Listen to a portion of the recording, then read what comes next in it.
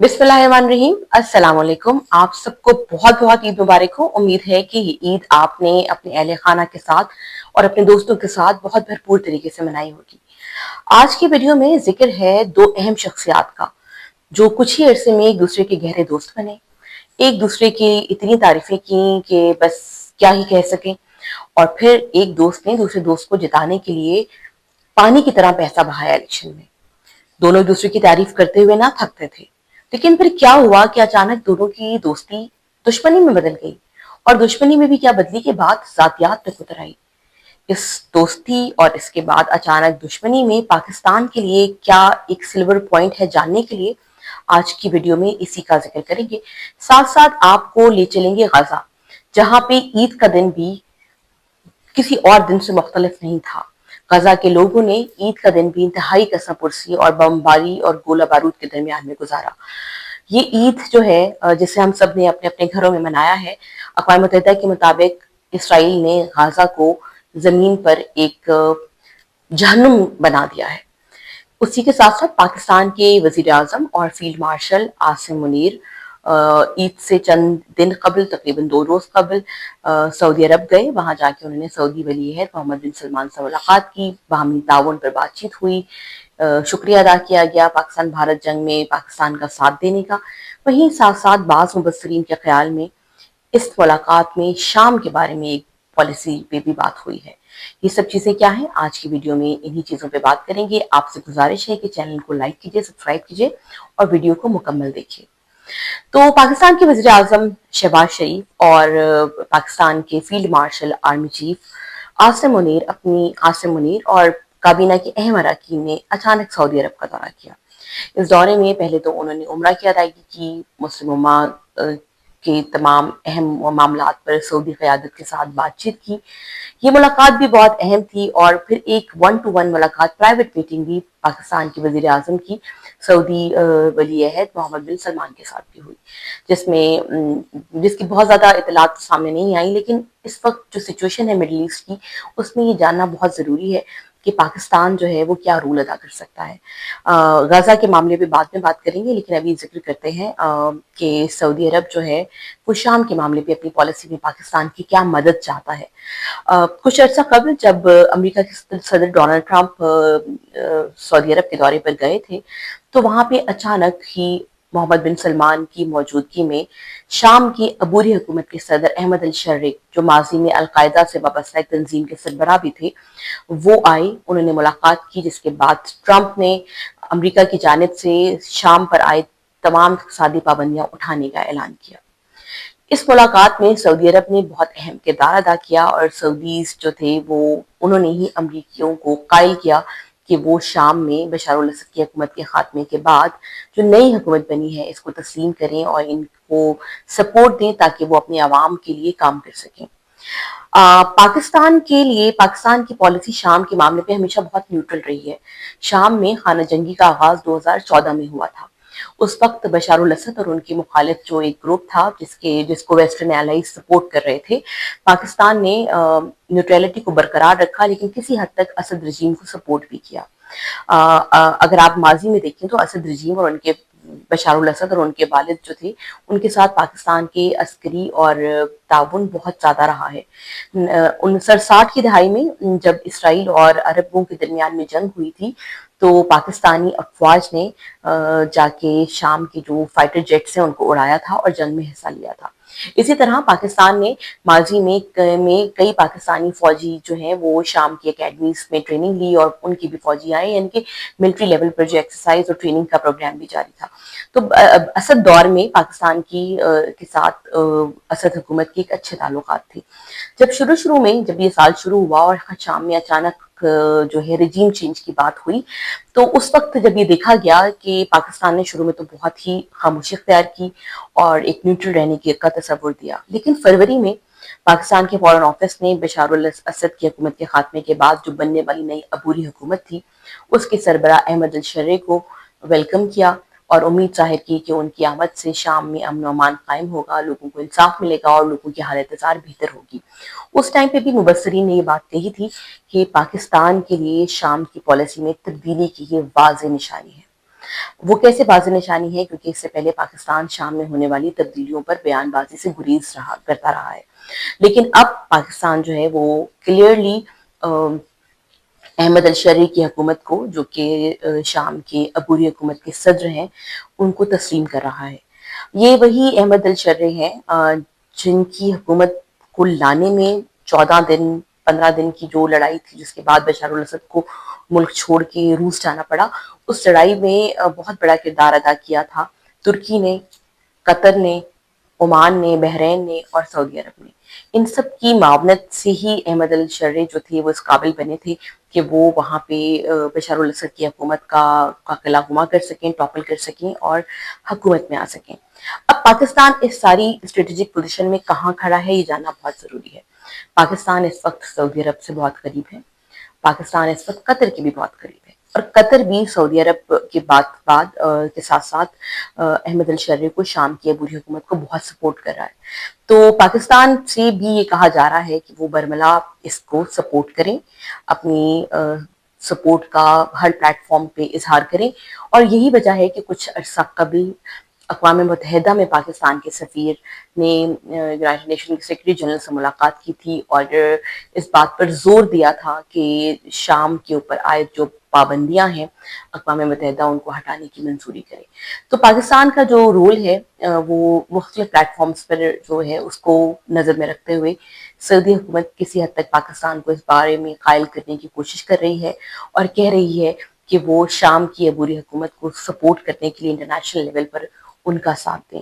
تو مبصرین کے خیال میں یہ بات بھی اس حالیہ سعودی عرب کے دورے میں سامنے آئی ہے اور اس میں بھی بات چیت ہوئی ہے۔ اب آگے یہ ہونے والی پیش رفت سے اس بات کی اور تصدیق بھی ہو جائے گی کہ پاکستان کس کس پلیٹ فارم پہ شام پر عائد پابندیوں کو خاتمے کے لیے آواز اٹھاتا ہے۔ پاکستان کے لیے تھوڑی سی پریکیریس یا نازک سچویشن اس لیے بھی ہے کہ ایران جو پاکستان کا ایک ہمسایہ ملک ہے، وہ احمد الشرعی کے بارے میں یا شام میں جو ریجیم چینج کے بارے میں بہت ہی کوشس اپروچ رکھتا ہے۔ شام کی طرف سے بھی بہت کلیئر کوئی اسٹیٹمنٹ نہیں آئی ہے ایران کے لیے، نہ ہی ایران نے ہی کوئی بہت خوشائند اسٹیٹمنٹ دی ہے۔ دونوں ملکوں نے ایک دوسرے کے لیے خاموشی کا اظہار کیا ہے، لیکن دونوں ہی جانب کچھ خاص اعتماد کی فضا قائم نہیں ہے۔ ماضی میں ایران کے بشار الاسد کی حکومت کے ساتھ بہت ہی اچھے تعلقات رہے ہیں، لیکن احمد الشرعی کے دور میں ایران کے ان کے ساتھ کیا تعلقات ہوں گے یہ بھی واضح نہیں ہے۔ ماضی میں اگر دیکھا جائے تو ایرانی پراکسیز ایکٹیو تھیں شام میں، لیکن اب ایران کیسے دیکھ رہا ہے ان چیزوں کو؟ ایران ابھی اس پہ خاموش ہے، اور اگر پاکستان برملا سپورٹ کرتا ہے سیریا کو اور احمد الشرعی کی حکومت کو، تو اس میں ایران کا ری ایکشن کیا ہوگا یہ بھی دیکھنے والی بات ہے۔ تو یہ ہم نے آپ کو بتایا کہ سعودی عرب کے دورے میں جہاں باقی چیزوں کے بارے میں بات ہوئی، غزہ کے بارے میں بات ہوئی، وہیں شام کے بارے میں بھی بات ہوئی، اور مبصرین اس کے اوپر پاکستان کے اقدام کو بہت کلوزلی واچ کر رہے ہیں۔ بہت سے مبصرین نے آف دی ریکارڈ بریفنگ میں یہ بھی بات بتائی کہ شام میں جو رجیم چینج ہوا اس میں ترکی کے ساتھ ساتھ پاکستان نے بھی کچھ معاونت کی۔ وہ معاونت کیا تھی یہ شاید آنے والا وقت بتائے گا، لیکن یہ باتیں کی جا رہی ہیں۔ آگے بڑھتے ہیں، غزہ کو دیکھتے ہیں۔ غزہ میں جہاں پوری مسلم دنیا عید بنا رہی تھی، وہیں غزہ کے عوام جو ہے وہ بمباری برداشت کر رہے تھے۔ وہیں غزہ کے عوام کے لیے اس عید میں بھی سوائے تکلیف دکھ کے کچھ اور نہیں تھا، اور پوری مسلم امہ مل کے بھی اسرائیل کو نہیں قائل کر سکی کہ غزہ میں جنگ بندی ختم ہو، اور غزہ میں جو ایک بلڈوزر چلا ہوا ہے، جو غزہ کی پوری پٹی ملبے کا ڈھیر بن گئی ہے، وہاں کے لوگوں کو کسی حد تک ریلیف پہنچایا جا سکے۔ ان تمام چیزوں کو دیکھتے ہوئے خوشیاں کافی حد تک ماند ہو جاتی ہیں۔ جب آپ غزہ کی ویژولز دیکھتے ہیں تو وہ لرزا دینے والے ہیں۔ آگے بڑھتے ہیں، دیکھتے ہیں کہ غزہ میں آگے کیا ہوتا ہے، وہ کیسے وہاں پہ جنگ بندی ہوتی ہے۔ امید تو یہی کر سکتے ہیں کہ مسلم امہ اس میں اپنا کردار ادا کرے گی اور وہاں پر بھی امن آئے گا۔ ذکر کیا تھا ویڈیو کے شروع میں آپ سے کہ دو دوستوں کی کہانی ہے جو دونوں ہی بہت اہم شخصیات تھیں، دونوں ہی ایک دوسرے کے سپورٹر، تو پھر ہوگی لڑائی۔ تو جی ہاں، آج ذکر کریں گے ایلن مسک اور امریکہ کے پریزیڈنٹ ڈونلڈ ٹرمپ کا۔ ٹرمپ امریکہ کے دنیا کے طاقتور ترین ملک امریکہ کے صدر ہیں، جبکہ ایلن مسک کا شمار دنیا کے رئیس ترین، امیر ترین، طاقتور ترین لوگوں میں ہوتا ہے۔ ٹیسلا کیا، اسپیس ایکس کیا، اسٹار لنک کیا، بہت سی بڑی بڑی کمپنیوں، ایون ٹویٹر ایکس کیا، ان کے مالک ہیں وہ۔ تو پھر یہ دوستی شروع ہوئی تھی مفادات سے. ایلن ماسک ڈیموکریٹس کے بعد اب ریپبلکن پہ تکیہ کرنے کیا انہوں نے, اور انہوں نے سوچا کہ اب جو ہے ہم ریپبلکنس کو سپورٹ کریں گے. الیکشن سے قبل پانی کی طرح پیسہ بہایا انہوں نے, $300 ملین خرچ کیے انہوں نے اس لیے کہ کسی طرح سے ریپبلکن جیت جائیں. ماسک یہ بھی کہتے ہیں کہ کئی سوئنگ سٹیٹس جو ہیں وہ انہوں نے لا کے ٹرمپ کی گود میں ڈال دی, اور اگر وہ ایسا نہ کرتے تو شاید آج ڈونلڈ ٹرمپ وائٹ ہاؤس میں نہ بیٹھے ہوتے بلکہ ڈیموکریٹس کے ہاتھ میں وائٹ ہاؤس ہوتا. تو پھر ہوا یہ کہ کچھ چیزوں سے لڑائی بڑھتی بڑھتی 4 مہینے میں یہاں تک پہنچ گئی کہ اس کا بھانڈا بڑی چوک میں پھوٹا. ایلن ماسک نے ٹویٹس کی, ٹرمپ نے جواب دیا, اور ہائیلی انکریڈیبل پرسن سے وہ ڈس اپوائنٹمنٹ بن گئے ڈونلڈ ٹرمپ کے لیے. اب یہ ہے کہ دونوں ایک دوسرے سے بات کرنے کے روادار نہیں ہیں, ایک دوسرے سے بات کرنا نہیں چاہتے ہیں. ٹرمپ جو ہیں وہ یہ کہہ چکے ہیں کہ وہ نہیں چاہتے, وہ بہت مایوس ہیں, اور ایلن ماسک بھی یہ کہہ چکے ہیں کہ اب وقت آ گیا ہے کہ امریکہ میں تیسری پارٹی بنائی جائے اور تیسری جماعت ہو. پھر یہ بھی انہوں نے کہا کہ صدر کا مواخذہ بھی ہونا چاہیے. تو اس کے ساتھ ساتھ دوسری جو اگزامپل ہے اسی دوستی کی ہی ایک اور اگزامپل اسی ٹائپ کی دوستی کی, وہ ہے ہاؤڈیز مودی اور نمستے ٹرمپ. یعنی کہ ٹرمپ اور مودی بھی ایک دوسرے کے بہت ہی قریبی دوست تھے, اور وہ جب وہاں جاتے تھے تو بڑا وارم ویلکم ان کو امریکہ میں ملتا تھا. جب وہ ڈونلڈ ٹرمپ انڈیا آئے تھے تو جو ان کو وہاں پہ ان کی تعریفیں کی گئی تھیں, اسپیشل نمستے ٹرمپ کے نام سے پوری ریلیاں نکالی گئی تھی. تو ایسے میں لگ رہا تھا کہ مودی کے بہت ہی قریبی دوست ہیں. لیکن جیسے ہی ڈونلڈ ٹرمپ نے دوسری دفعہ صدارت سنبھالی, انہوں نے تو انڈیا کو گرل کرنا شروع کر دیا. انڈیا پہ ٹیرف لگا دیے, یہ کہا کہ نریندر مودی جو ہے وہ امریکنس کو ڈسکریج کرتے ہیں, وہ امریکی چیزوں کو آنے نہیں دیتے. ایپل کے سی ای او کو انہوں نے کہہ دیا کہ انہیں کوئی ضرورت نہیں ہے کہ وہ اپنا کارخانہ جو ہے ایپل کا وہ انڈیا میں لگائیں, بلکہ انہیں کسی اور جگہ جانا چاہیے. وہیں کشمیر جیسے حساس موضوع پر بھی ٹرمپ نے ٹویٹ کر کے دونوں ملکوں کے درمیان میں لڑائی پہ سیز فائر کا اعلان کر کے مودی کے لیے مزید مشکلات پیدا کر دی. تو وہی مودی جو ٹرمپ کے قریبی دوست تھے, اب وہ دونوں ایک دوسرے سے کچھ ناراض نظر آتے ہیں. ان دونوں ایگزامپل سے ہم یہ جاننے کی کوشش کی ہم نے, اور یہ سمجھ میں آیا کہ ٹرمپ کی نہ دوستی اچھی نہ دشمنی. اسی طرح سے اب پاکستان کا سینیریو لے لیں. جب پچھلی دفعہ صدر ٹرمپ دور حکومت میں آئے تو انہوں نے ہر وہ کام کیا جس سے پاکستان کو نقصان پہنچایا جا سکے. کشمیر کا معاملہ دیکھ لیجیے, آتے ساتھ ہی انہوں نے پاکستان کی فوجی امداد روک دی, اور پھر کہا کہ پاکستان جو ہے وہ امداد بھی لیتا ہے اور دہشت گردوں کو سپورٹ بھی کرتا ہے.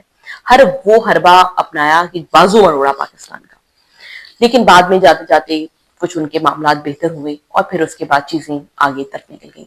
لیکن اس دفعہ جب جیسے ہی وہ حکومت میں آئے, آنے کے بعد وہ پاکستان کی کئی جگہوں پہ تعریف کر رہے ہیں, اور پاکستان بھی ان تعریفوں سے بہت خوش ہے. ہمارے وزیر اعظم شہباز شریف کئی دفعہ یہ بات کہہ چکے ہیں کہ ٹرمپ نے پاکستان کا بہت ساتھ دیا ہے, اور انہوں نے کشمیر پہ بات کی ہے, وہ دونوں ملکوں میں درمیان میں ثالثی کرانا چاہتے ہیں. اب ٹرمپ اپنے آپ کو ڈیل میکر تو کہتے ہیں, اور شہباز شریف نے بھی ان کو ڈیل میکر کہہ کے متعارف کرایا, لیکن ٹرمپ کی یہ جو کہنا ہے یہ خود ساختہ ہے.